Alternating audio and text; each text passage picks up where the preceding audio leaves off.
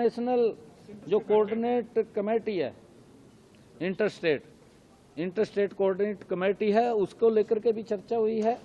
उसकी बैठकें भी हुई हैं, लगभग 272 के करीब में बैठकें हुई हैं।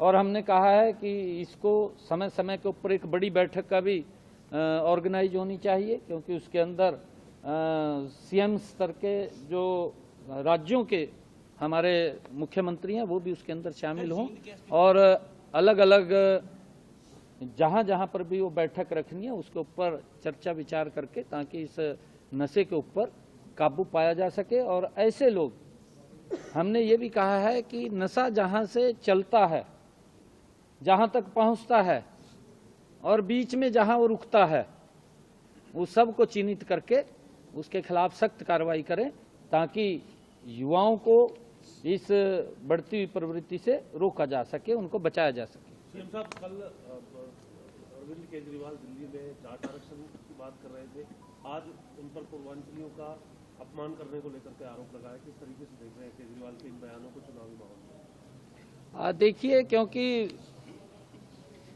केजरीवाल साहब ने झूठ की दुकान खोल रखी है और वो झूठ बोलता है, अपना उल्लू सीधा करता है।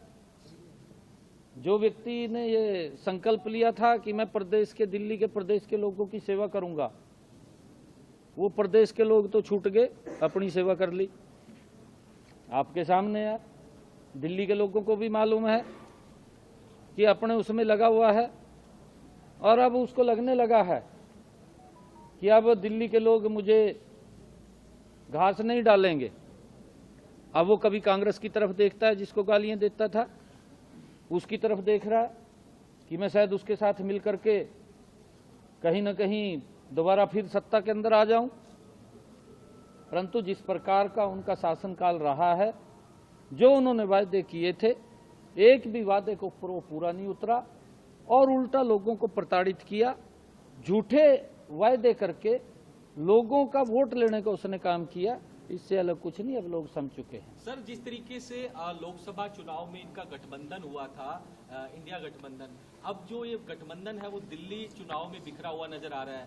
ममता बनर्जी कह रही है कि मेरा सपोर्ट अरविंद केजरीवाल को है, जबकि अखिलेश यादव कह रहे हैं कि मैं कांग्रेस को सपोर्ट करूंगा। तो इस गठबंधन को किस तरीके से देखते हैं? नहीं, देखिए, ये इंडी गठबंधन के लोग हैं, और इंडी गठबंधन के अंदर आप अगर उनके चेहरों को देखेंगे, कोई भी है, उन सब के चेहरे भ्रष्टाचार के अंदर फंसे हुए हैं, उसके ऊपर कहीं ना कहीं दाग है।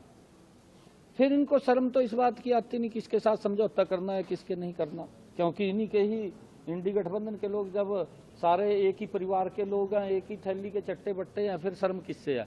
चाहे वो ममता से समझौता करे, चाहे वो कांग्रेस से समझौता करे, चाहे वो अखिलेश यादव से कर ले, किसी से भी कर ले, उसमें कोई शर्म की बात नहीं है।